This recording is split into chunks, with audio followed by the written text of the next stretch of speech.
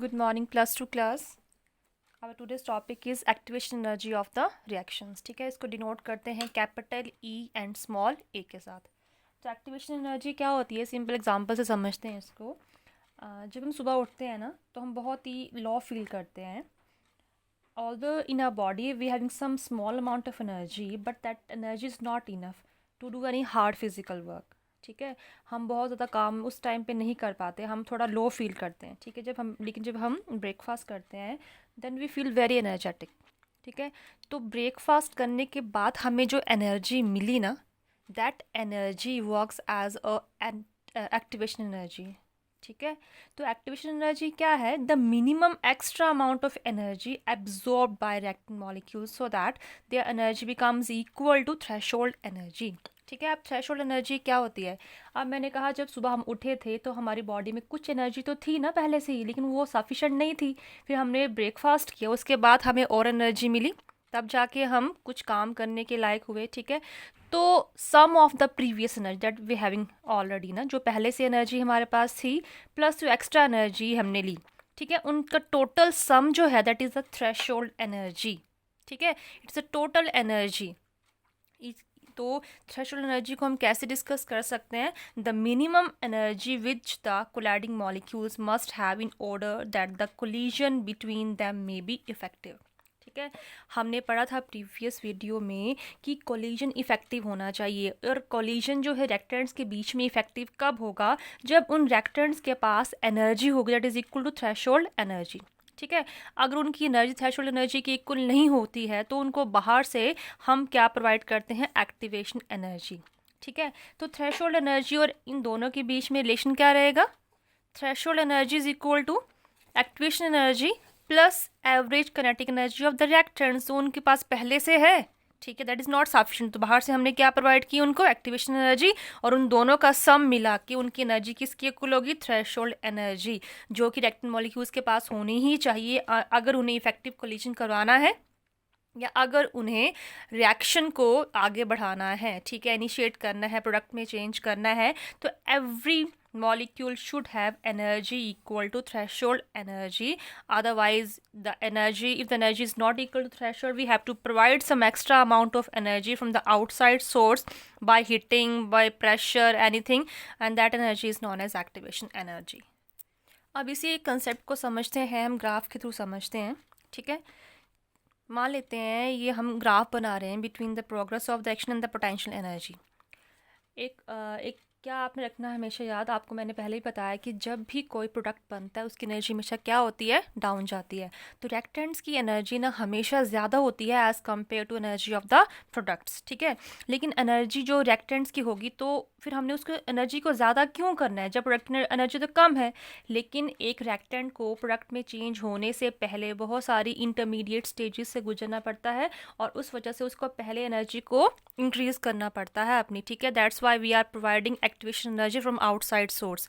तो मान लेते हैं ये मेरे पास रिएक्टेंट है कोई, ठीक है, उसकी ये this is the point, this is the इतनी उसकी क्या है? अपनी एनर्जी है रिएक्टेंट की इतनी. ठीक है, लेकिन इतनी एनर्जी से वो रिएक्शन को प्रोसीड इनिशिएट नहीं कर पा रहा, तो हमने आउटसाइड सोर्स से उसको एनर्जी प्रोवाइड की.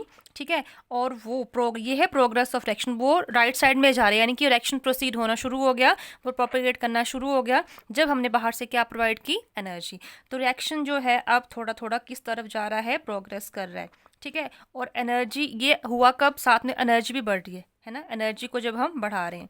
फिर एक पॉइंट आया, उसके बाद वो रिएक्शन जो था वो तो जा रहा है, प्रोसीड कर रहा है, लेकिन एनर्जी डाउन जाना शुरू होगी. तो ये जो है ना, ये मैक्सिमम, ये पहले इसकी एनर्जी इतनी थी, फिर जब धीरे धीरे हमने उसको इतनी एनर्जी दी, ठीक है, ये यहाँ पे पहुँच गया. तो ये जो है ना, यहाँ ये इस एनर्जी से लेकर यहाँ तक, this is the amount of activation energy जो हमने आउटसाइड सोर्स से क्या की है? प्रोवाइड की है.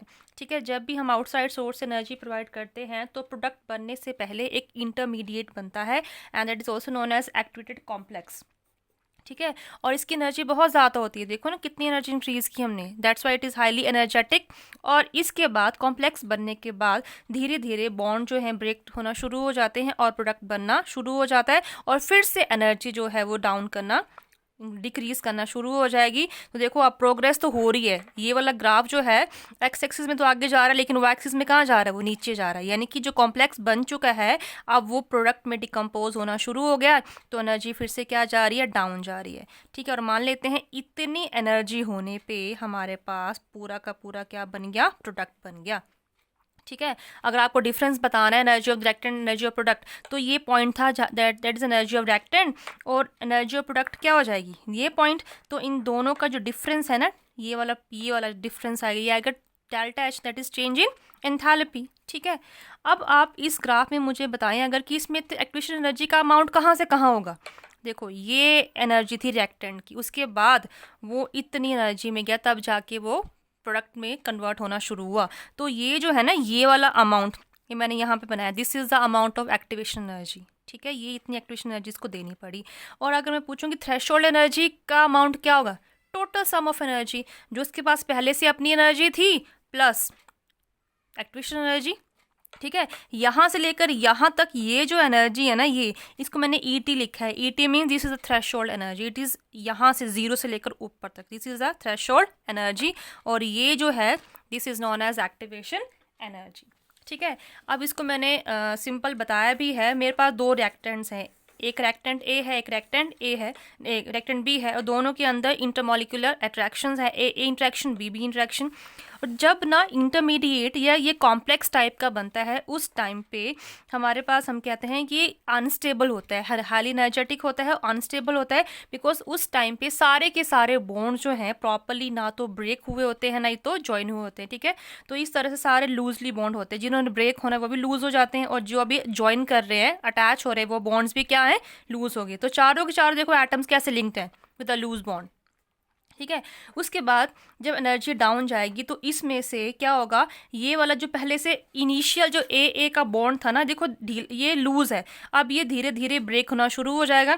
वैसे ही बी का बॉन्ड भी ब्रेक होना शुरू हो जाएगा, और ये जो ए का बॉन्ड है ये स्ट्रॉन्ग होना शुरू हो जाएगा। ठीक है, और ये ए का बॉन्ड ये भी स्ट्रॉन्ग होना शुरू हो जाएगा। तो मेरे पास क्या मिल गए, 2 मॉलिक्यूल्स ऑफ AB।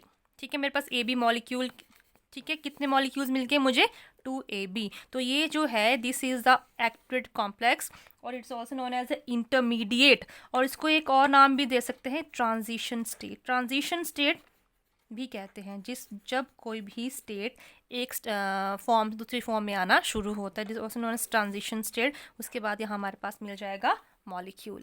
क्लियर।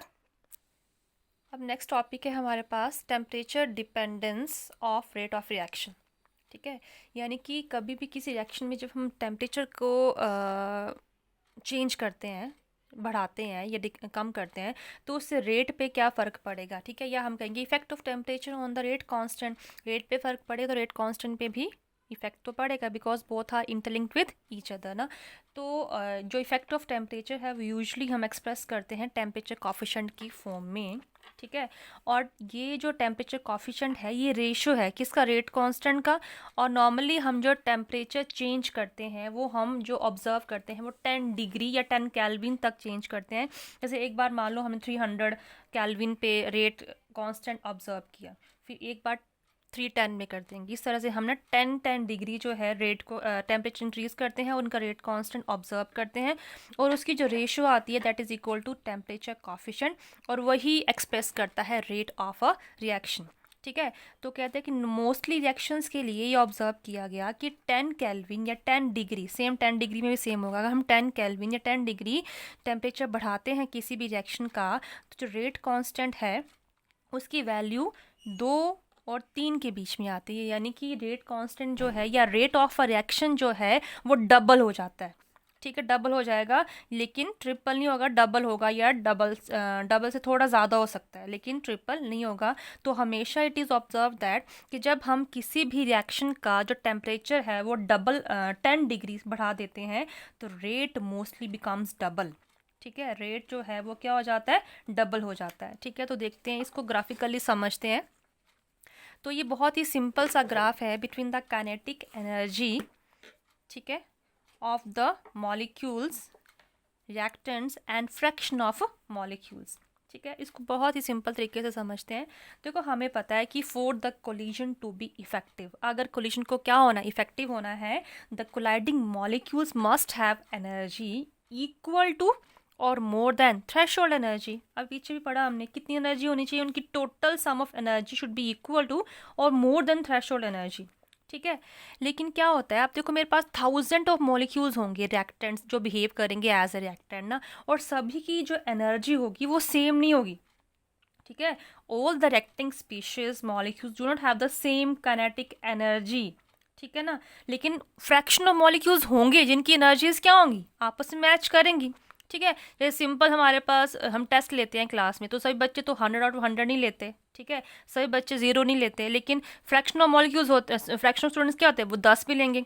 ठीक है, 8-10 बच्चे जो है वो सेम मार्क्स लेंगे, 8-10 जो है वो 100/100 भी लेंगे। तो इसी तरह से मॉलिक्यूल्स में इस तरह से होता है कि सभी मॉलिक्यूल्स की एनर्जी सेम या थ्रेशोल्ड की इक्वल नहीं होती है, लेकिन सम एनर्जी, सम उनकी जो कुछ फ्रैक्शन ऑफ मॉलिक्यूल्स होते हैं उनकी एनर्जी जो है थ्रेशोल्ड की इक्वल भी होती है। ठीक है, इस तरह से फ्रैक्शन ऑफ मॉलिक्यूल्स की एनर्जी सेम भी होती है, इक्वल। ठीक है, सेम भी होती है। ठीक है, तो देखो ये मैंने ग्राफ कैसे बनाया है। अब इसी फर्स्ट वाली कर्व को ऑब्जर्व करते हैं। मान लेते हैं किसी टेम्परेचर T में मैंने क्या ऑब्जर्व किया कि किस तरह से मॉलिक्यूल्स की एनर्जी कितनी है उस टाइम पे। ठीक है, तो देखो क्या हुआ, फ्रैक्शन ऑफ मॉलिक्यूल्स, अब मैंने क्या ऑब्जर्व किया कि T टेम्परेचर पे कम काइनेटिक एनर्जी वाले मॉलिक्यूल्स बहुत कम है। देखो यहाँ से शुरू हुआ ना कर्व, तो क्या ऑब्जर्व किया गया स्पेशली कि जिनकी एनर्जी बहुत कम है वो मॉलिक्यूल्स भी बहुत कम है, फ्रैक्शन ऑफ मॉलिक्यूल्स है ये। ठीक है, फिर धीरे धीरे कर्व ऊपर की ओर जा रहा है, तो ये पर्टिकुलर टेम्परेचर T पे है। अभी इस वाले कर्व को फोकस मत करो, सिर्फ ये वाला जो कर्व है, जो मैं अभी इसको डार्क लाइंस में कन्वर्ट कर रही हूँ, इस कर्व को ऑब्जर्व करेंगे आप। ठीक है, तो ये मैंने इस तरह से बनाया है ये। तो ये कर्व हमें बहुत सिंपल सा आइडिया दे रहा है कि टेम्परेचर T में जिन मॉलिक्यूल्स की एनर्जी, काइनेटिक एनर्जी बहुत कम है, उनका अमाउंट भी बहुत कम है, और जिन मॉलिक्यूल्स की काइनेटिक एनर्जी बहुत ज़्यादा है उनका अमाउंट भी बहुत कम है। मान लेते हैं ये काइनेटिक एनर्जी यहाँ से स्टार्ट हो रही है, और ये पॉइंट A जो है ये है थ्रेशोल्ड एनर्जी के जितनी काइनेटिक एनर्जी, यानी कि किसी रिएक्टेंट को अगर मॉलिक्यूल प्रोडक्ट में चेंज होना है तो उसके पास इतनी एनर्जी होनी चाहिए, यहाँ से लेकर कहाँ तक, यहाँ तक। लेकिन बहुत सारे मॉलिक्यूल्स की एनर्जी इतनी भी है, कुछ मॉलिक्यूल्स की एनर्जी इतनी भी है। ठीक है, तो ये फ्रैक्शन ऑफ, मान लेते हैं इतने मॉलिक्यूल्स की एनर्जी इतनी है, तो यहाँ पे पॉइंट आएगा। इतने फ्रैक्शन ऑफ मॉलिक्यूल्स की एनर्जी इतनी है, तो यहाँ पे पॉइंट आया। फिर फ्रैक्शन ऑफ मॉलिक्यूल्स इतने की एनर्जी, काइनेटिक एनर्जी इतनी है। ठीक है, तो इस तरह से एक कर्व बनता जा रहा है। ठीक है, तो ये जो, फिर ये ऑब्जर्व करो यहाँ पे इतनी काइनेटिक एनर्जी जो है ना, यहाँ से लेकर यहाँ तक, ये कितने मॉलिक्यूल्स के पास है, ये है इतने सारे मॉलिक्यूल्स के पास, fraction of molecules. Although this energy is not equal to threshold, it is a energy that is occupied by maximum of the molecules. ठीक है, तो ये जो एनर्जी है ना, ये वाली यहाँ से लेकर ये पॉइंट जो है, this is known as most probable kinetic energy. इसको हम क्या नाम देंगे, मोस्ट प्रोबेबल काइनेटिक एनर्जी, जो कि उस टाइम पे मैक्सिमम मॉलिक्यूल्स के पास है। ठीक है, फिर धीरे धीरे अब काइनेटिक एनर्जी जो है इंक्रीज कर रही है, लेकिन फ्रैक्शन ऑफ मॉलिक्यूल्स कम होते जा रही है जिनके पास वो एनर्जी एक्वायर है। ठीक है, जैसे कि अब काइनेटिक एनर्जी आगे जा रही है, लेकिन उसके बाद नंबर ऑफ मॉलिक्यूल्स क्या हो रहे हैं, कम हो रहे हैं जिनके पास उतनी एनर्जी है। फिर धीरे धीरे इतने पहुंचने पे सिर्फ कितने फ्रैक्शन ऑफ मॉलिक्यूल्स रह गए, देखो इतनी एनर्जी कितने के पास है, इतने, only this such amount of molecules having energy equal to threshold energy. ठीक है, तो ये यहाँ से लेकर आगे तक।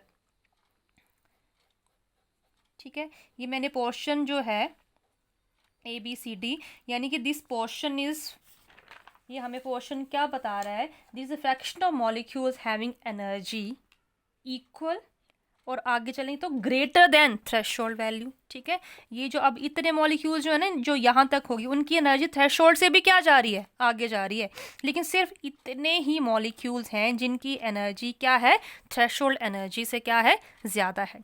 ठीक है, यानी कि they are responsible for the rate of the reaction. जिनकी बाकी जो है वो पार्टिसिपेट नहीं करेंगे, उनका कोलिजन इफेक्टिव होगा ही नहीं। इफेक्टिव किसका होगा? जिनकी एनर्जी किससे ज़्यादा है, थ्रेशोल्ड से इक्वल है या तो उससे ज़्यादा है।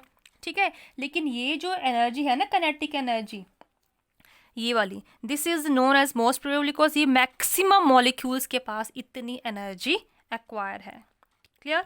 अब हमने क्या किया, अब इसके अकॉर्डिंग ना हम इफेक्ट ऑफ टेम्परेचर पढ़े। अब हमने टेम्परेचर को 10 डिग्री क्या कर दिया, इंक्रीज कर दिया। ठीक है, तो ये अब हम कर्व बनाने जा रहे हैं एट T + 10 डिग्री सेल्सियस और 10 केल्विन। ठीक है, रिजल्ट दोनों में सेम आएगा। ठीक है, अब देखो अब क्या होगा, ये कर्व जो मैंने बनाया है ये फिर से ऊपर को जा रहा है, क्योंकि टेम्परेचर बढ़ाने से काइनेटिक एनर्जी तो बढ़ेगी, वो तो ऑब्वियसली बढ़ेगी। टेम्परेचर बढ़ाएंगे तो मॉलिक्यूल्स की रैंडमनेस बढ़ेगी, कोलिशन, तो उनकी काइनेटिक एनर्जी भी क्या होगी, इंक्रीज होगी। लेकिन ये डाउन क्यों गया है कर्व, और आगे को शिफ्ट हुआ, डाउन गया। ठीक है, इसका मतलब ये हुआ कि काइनेटिक नहीं सॉरी टेम्परेचर बढ़ाने से काइनेटिक एनर्जी तो इंक्रीज की, काइनेटिक एनर्जी तो क्या की, इंक्रीज की। लेकिन अब अगर आप देखो यहाँ पे fraction of molecules possessing most probable kinetic energy, fraction of molecules क्या हो गए, कम हो गए ना, जिनके पास मैक्सिमम एनर्जी है। ठीक है, maximum number of molecules having the same energy, वो कम हो गए, लेकिन उनकी कौन सी एनर्जी बढ़ गई, मोस्ट प्रोबेबल काइनेटिक एनर्जी तो बढ़ गई ना। यानी कि इसका मतलब ये हुआ कि फ्रैक्शन ऑफ मॉलिक्यूल्स हैविंग या possessing most probable kinetic energy decreases, but the most probable kinetic energy itself increases.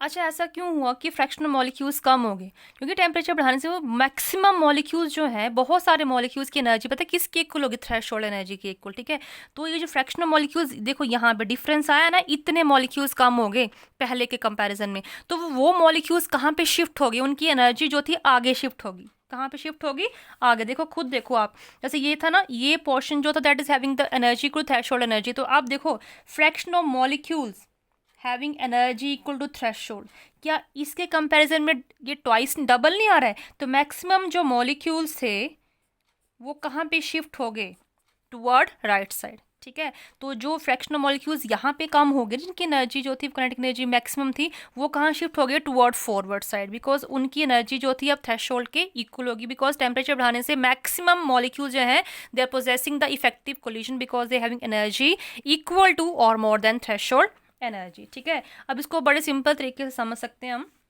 मान लेते हैं हमारे पास 50 स्टूडेंट्स हैं क्लास में। ठीक है, और हमने टेस्ट लिया 50 मार्क्स का।